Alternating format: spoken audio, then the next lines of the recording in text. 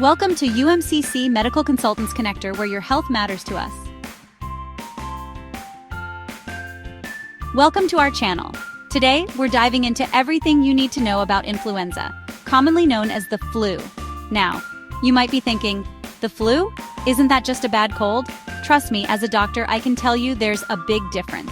The flu can knock you down for the count, and in some cases, it can even be life-threatening.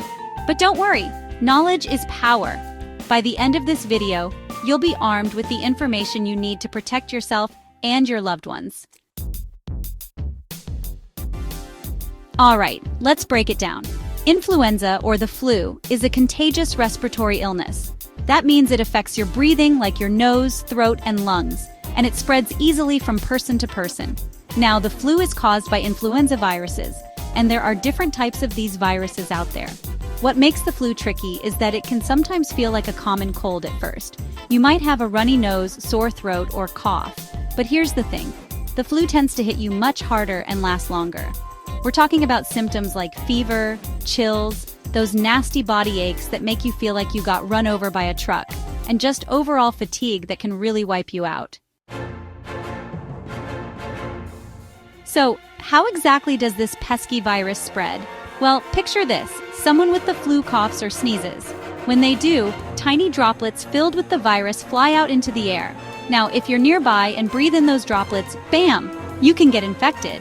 That's why it's so important to cover your mouth and nose when you cough or sneeze, and to wash your hands frequently, especially during flu season. But it's not just about airborne droplets. You can also get the flu by touching a surface that has the virus on it, like a doorknob or a phone, and then touching your eyes, nose, or mouth. Now let's talk about how to recognize if you've been hit by the flu. As we discussed, it often starts like a common cold, but the flu tends to pack a more powerful punch. One of the telltale signs is a high fever, usually 100.4 degrees Fahrenheit or higher. You might feel chills running down your spine, and your body might ache all over, especially your muscles and joints. Other common symptoms include a dry cough, sore throat, runny or stuffy nose, headaches that just won't quit, and fatigue that can make even the simplest tasks feel impossible. So, you're feeling under the weather, and you suspect it might be the flu. What's the next step? Well, the best thing to do is see your doctor. They'll ask about your symptoms and medical history.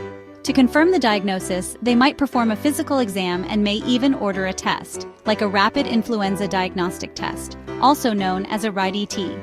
This test can detect the virus in a matter of minutes using a sample from your nose or throat. Having an accurate diagnosis is important because it helps determine the best course of treatment and allows you to take steps to prevent spreading the virus to others. Okay, so you've been diagnosed with the flu. What can you do to feel better? Well, in most cases, the flu is treated with rest, plenty of fluids, and over-the-counter medications to relieve your symptoms. Think of it like this. Your body is working hard to fight off the virus, so give it the support it needs by getting plenty of sleep, staying hydrated, and taking medications to reduce your fever and aches. In some cases, your doctor might prescribe antiviral drugs. These medications can help shorten the duration of your illness and prevent complications, especially if they're started early on. The good news is that there are steps you can take to protect yourself and your loved ones from the flu. One of the most effective ways is to get vaccinated every year. The flu vaccine helps your body build immunity to the circulating flu viruses, making you less likely to get sick. And remember, good hygiene is key. Wash your hands frequently with soap and water, especially after being in public places.